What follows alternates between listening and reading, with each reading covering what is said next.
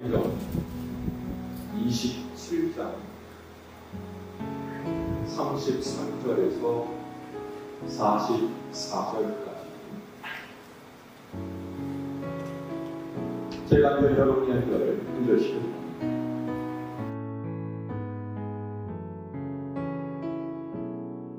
날이 새어가매 바울이 여러 사람에게 음식 먹기를 권하여 이르되 너희가 기다리고 기다리며 먹지 못하고 줄인 지가 오늘까지 10날인즉 음식 먹기를 권하니 음식 저에게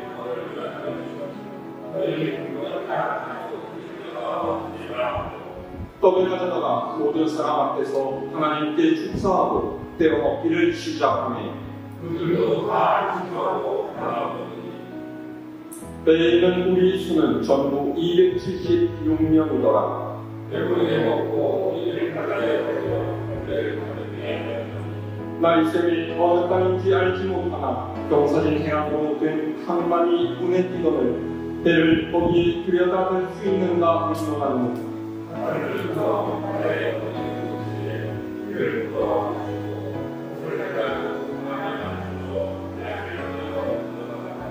구호물이 합하여 흐르는 곳을 만나 배를 걸매 이 물은 부딪혀 움직일 수 없이 묻고 고물은 큰 물결에 깨어져가니 우리는 죄수와 병에서 도망하여 그들을 죽이는 것이 좋다.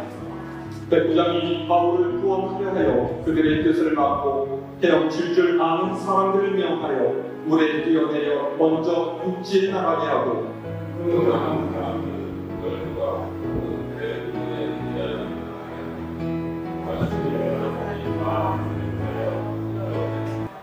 아멘.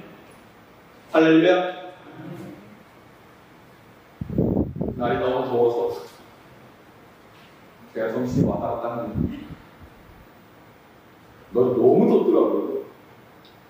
어제 잠을 자는데 저희가 보통 창문을 열어놓고 선풍기 하나 켜고 자는데 누워서 자는데 이 침대가 촉촉해요.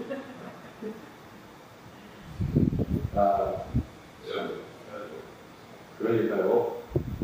에어컨을 켜면은 또 몸이 차가워져서 건강에 나쁠 것 같고 또 목이 부어서 새로 설교하는데 지장이 있을까봐 웬만하면 안 켜고 자는데 지금 감당이 안 되는 지경이 이르러서 오늘 어떻게 잠을 자야 되나 좀 고민을 좀 해봐야 될 것 같습니다.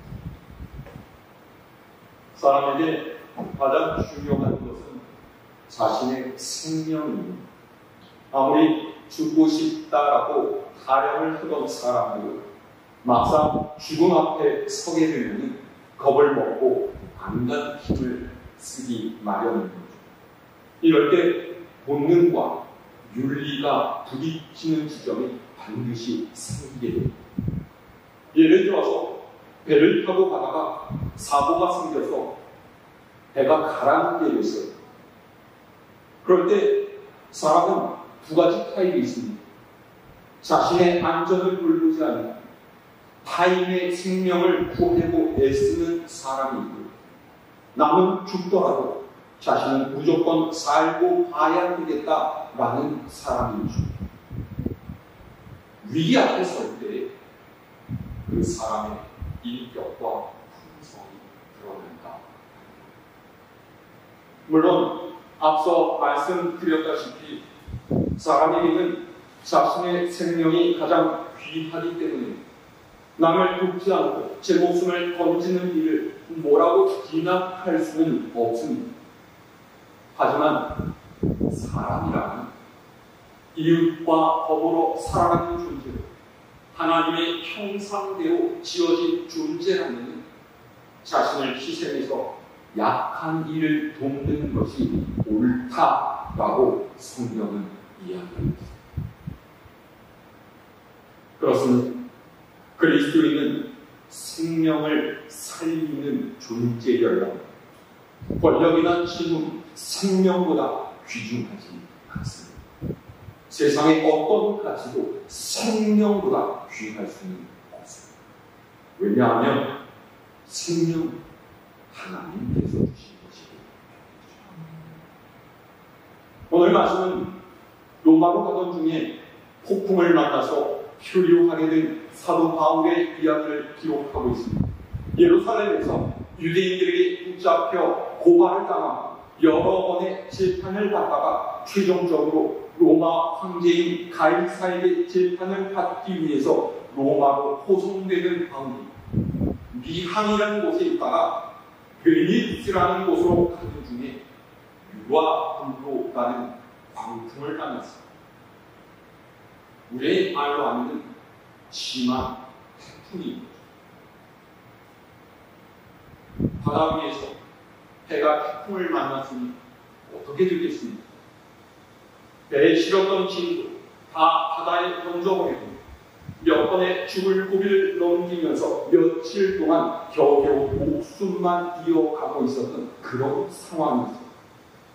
폭풍에 쫓겨났는지 열 나흘 때 14일째 되는 날 밤이 되자 배를 움직이던 선원들이 배가 어느 정도 육지에 가까이 왔다라는 것을 알게 됐습니다. 그러자 이들이 어떻게 하면 배를 육지에 댈 수 있을까 궁리하고 행동하는 것이 아니라 배에서 냈다 자신들만 도망치려고 보트를 내리는 거죠. 왜요? 수심이 깊은 항구가 아니라 해안 가까운 곳에 큰 배가 들어서게 되면 바닥에 솟아있는 앙초에 배가 부딪혀서 가라앉을 위험이 크고 그렇게 되면 죽을 공산이 크다라고 판단하기 때문에 그래서 이들은 선택을 해야 해요. 앙초에 부딪히지 않고 육지에 안전하게 도착하기 위해서는 작은 보트를 타고서 노를 저 가야 하는 것이 가장 좋은 방법입니다. 그런데 작은 보트에는 탈 수 있는 인원이 한정이 되어 있는 거죠. 그래서 이들이 내린 결정이 뭐예요? 다른 이들 모르는 자신들만 보트를 타고서 배에서 도망치고 있다. 전문적인 항해의 지식을 가졌지만 이들은 그것을 다른 사람을 살리는 데 사용하는 것이 아니라 다른 사람은 나 몰라라고 자신들의 목숨만을 구하려고 했다라는 거죠. 보십시오. 우리가 여전히 기억하고 있는 세월호 3, 4때에 이런 경우가 있지 않습니까? 배의 운항과 안전을 책임지는 선장과 선원들이 승객을 버리고 배를 떠나서 무려 300명이 넘는 사람들이 죽는 끔찍한 일이 발생했습니다. 바울이 탄 배를 모는 선원들도 이와 마찬가지였다라는 거죠. 이기적인 본성을 가진 인간은 거의 대부분 이렇게 생각하고 행동합니다. 여러분, 가룟 유다를 한번 생각해 보세요. 예수님께서 자신의 기대를 벗어나고 서기관과 대제사장들의 미움을 사서 위험한 처지에 이르게 됩니다. 그는 3년 동안 함께 생활하면서 따랐던 스승은 꼴랑 은 30냥의 파랍니다. 가룟 유다가 본래 악한 인간이었기 때문에 이랬을까요? 그러면 베드로를 생각해 보세요. 너도 예수와 함께 있던 자가 아니냐? 대제사장 가야바의 집에서 그를 알아본 사람들이 추궁하니까 베드로는 예수님을 저주하면서 나는 정말 저 사람을 알지 못한다. 3번씩이나 힘주어서 부인했습니다. 이게 가룟 유다와 베드로만의 문제였겠습니까? 아니죠. 바로 우리 모두가 갖고 있는 문제입니다. 우리가 흔히 하는 말 중에 나부터 살고 봐야 되겠다. 병이라는 말이 있지 않습니까? 이 말은 아주 다양한 경우에 사용되는 말이지만 어쨌든 내가 속해 있는 공동체보다 또는 다른 이들보다 내 생명, 내 처지가 중요하다라는 인간의 자기중심적인 본성이 드러나 있는 말입니다. 오늘 우리가 살고 있는 세상이 바로 이렇지 않습니까?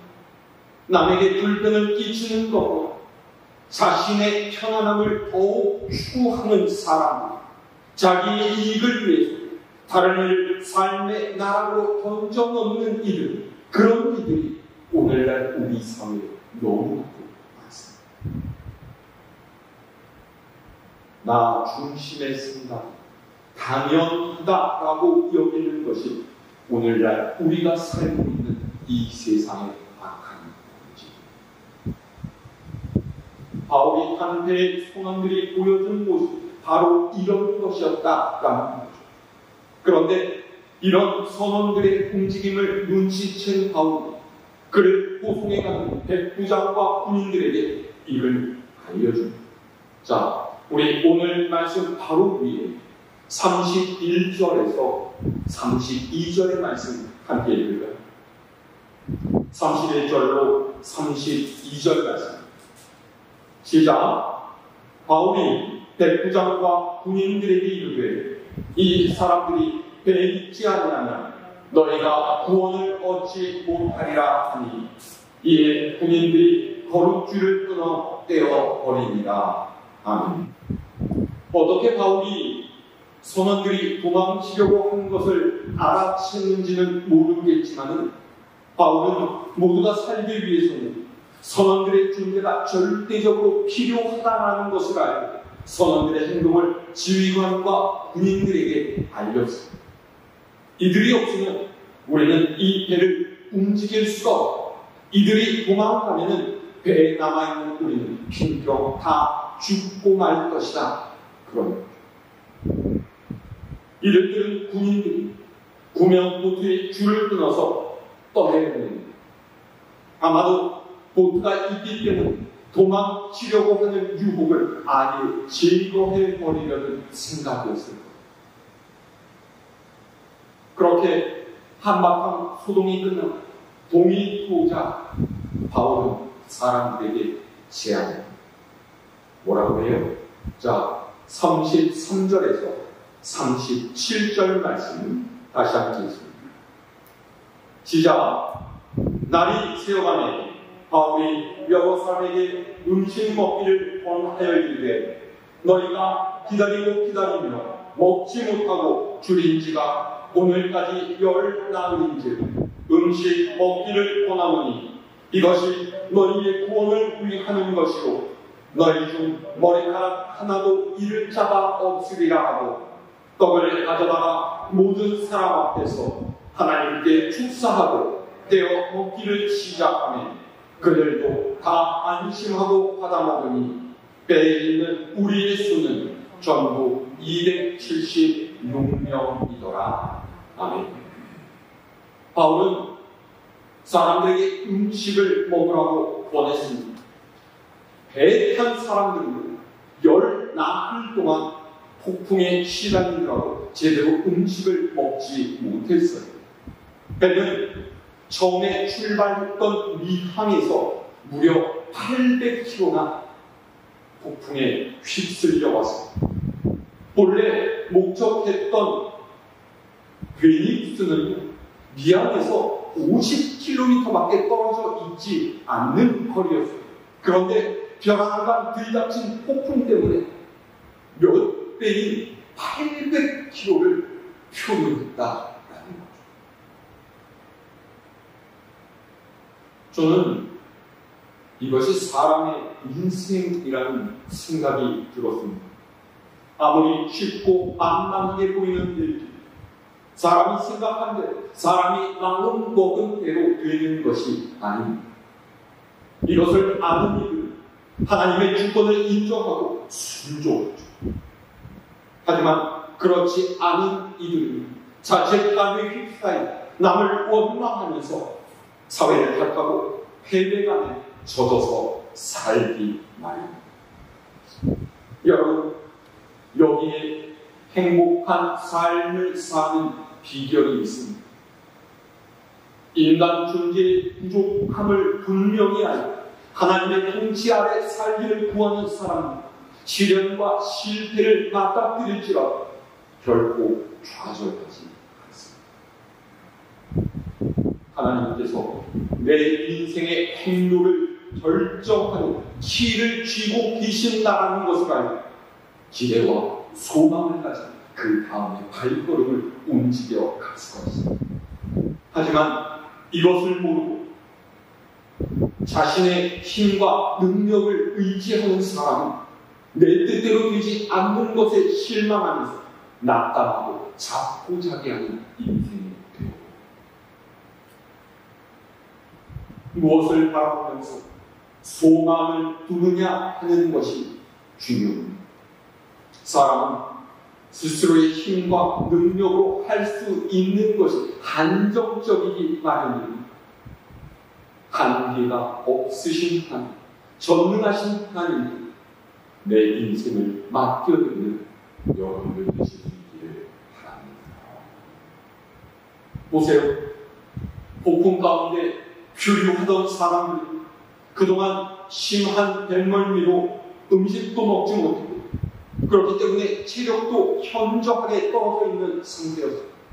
구명보트도 버릴 만함이 체력이 뒷받침되지 못한다면 정말로 목숨이 위험하게 될 수도 있는 상황입니다. 그래서 바울은 사람들에게 먹어라 하고 있습니다. 이것이 너희의 생명을 구하는 것이고 하나님께서 우리를 상하지 않도록 구해 주실 것을 믿으라 라고 합니다. 그리고 바울은 떡을 가져다 하나님께 감사의 기도를 드린 뒤에 일행에게 나눠 주었습니다. 그러자 이들이 안심했다라고 합니다. 왜 안심했습니까? 이들이 바울이 믿고 있는 여호와 하나님을 알거나 믿은 것이 아닙니다. 하지만 하나님의 구원을 믿으며 담대하게 행동하는 바울을 보니까 그 마음에 안심이 되고 삶의 소망이 생겨나게 되었다. 이런 말. 자, 그리고 이들은 음식을 배부르게 먹고 남은 식량도 바다에 버려버린 후에 육지에 상륙하기 위한 준비를 시작합니다. 39절에서 41절 말씀 함께 읽을까요? 시작. 날이 새면 어느 땅인지 알지 못하나 경사진 해안으로 된 항만이 눈에 띄거늘 배를 거기에 들여다 댈 수 있는가 의논한 후 밭을 끊어 바다에 버리는 동시에 길을 풀어놓치고 돛을 달고 바람에 맞추어 해안을 향하여 들어가다가 두 물이 합하여 흐르는 곳을 만나 배를 걸매 이 물은 부딪혀 움직일 수 없이 불고 고물은 큰 물결에 깨어져 가니. 아멘. 어떻게든 배를 육지에 내려는 노력을 하는 중에 상황은 점점 더 급박하게 되어졌습니다.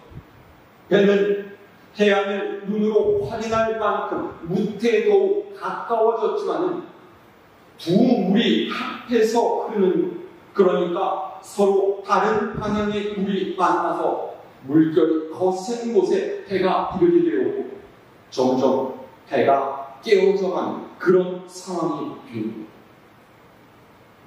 이제는 배를 버리는 결단을 내릴 수밖에 없게 되었습니다. 이대로 있다가는 모두가 죽게 생겼습니다. 자, 마지막 42절에서 44절 말씀 읽을까요? 시작.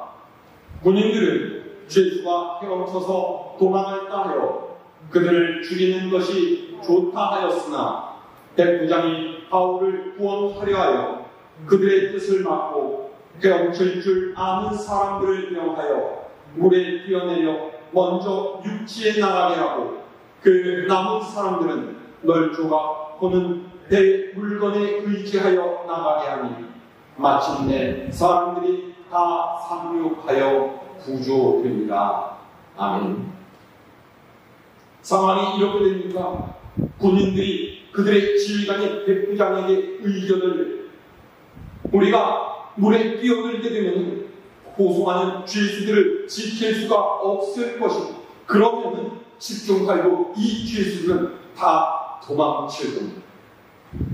그렇게 되니 차라리 지금 여기서 저들을 다 죽여버리는 게 낫지 않겠습니까?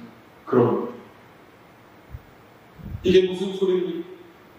죄수들을 놓치고 나중에 돌아가서 책망을 받고 벌을 받게 되는 일, 차라리 죽여서 후환을 없애자, 이런 겁니다. 이 또한 자신의 안전만을 생각하는 사람의 이기적인 반응입니다. 그런데 이때 백부장이 어떻게 반응합니까? 군인들의 뜻을 막고 헤엄칠 줄 아는 이들을 다 물에 뛰어내려서 육지에 오르게 하고, 헤엄을 못 치는 이들은 물에 뜨는 것을 붙들고서 배에서 내리게 했습니다. 왜 이렇게 했어요? 자신과 똑같은 죄수들, 그리고 자기를 호송하는 군인들, 게다가 그들을 버리고 도망치려 했던 선원들까지 모두 다 살리려고 하는 바울의 모습을 보면서 백부장이 감명을 하는 거예요. 그래서 바울 한 사람을 살리기 위해 군인들의 제안을 물리치고서 모두 물에 뛰어들어서 헤엄쳐라, 그렇게 명령했다. 결국 어떻게 되었습니까? 모든 사람이 다 무태 올라 구조되었다.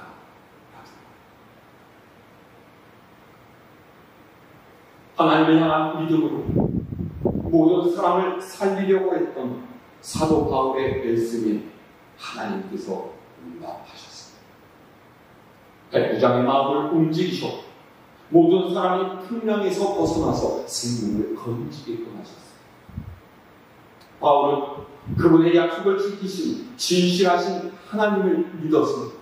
하나님께서 신실하시다라는 것은 그분을 믿는 이에게 고난이 닥치지 않는다라는 뜻이 아닙니다.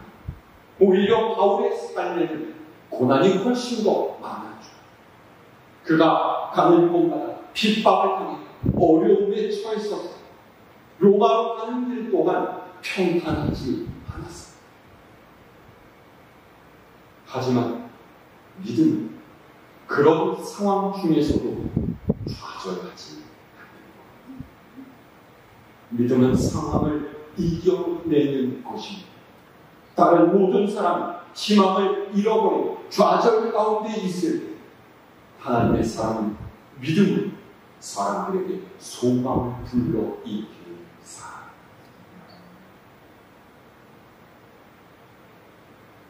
복잡한 우리의 인생을 살다 보면 무엇이 옳은 결정이고 믿음의 삶인지 확실하지 않을 때가 너무나 많습니다. 때로는 가만히 있는 것이 믿음이기도, 때로는 최선을 다해서 노력하는 것이 믿음이기도.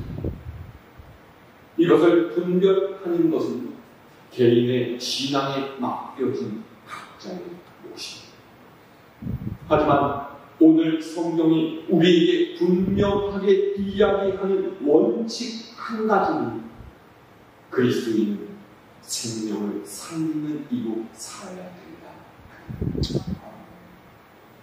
자신의 생명을 구하려 배에 탄 이들을 버려두고 도망하려는 선원들과 모두를 살리기 위해서 노력하는 사도 바울 사이에 우리의 삶이 있습니다. 자신의 안위를 위해서 죄수들을 모조리 죽이려고 하는 군인들과 하나님을 섬기는 바울을 살리려고 애쓰는 백부장의 노력 사이에 우리의 삶이 있습니다. 여러분, 우리가 어떤 것을 선택해야 하는지는 너무나 명백하지 않습니다. 우리를 위해 자신의 생명까지 내어주신 주님을 따르는 삶을 사는 것이 그분의 제자로 살아가는 우리의 선택이어야 할 줄로 믿습니다. 이기심과 악행이 판을 치는 세상에서 생명을 살리는 거룩한 사명을 감당하는 여러분 되시기를 바랍니다. 우리의 삶의 모습으로 하나님께서 높임을 받으시고 세상 가운데 하나님의 귀한 뜻이 이루어져 갈 수 있도록 오늘도 말씀 앞에 자신을 세우고 믿음으로 살아가기를 다짐합니다. 여러분 모두가 될 수 있도록 주님의 이름으로 축원합니다.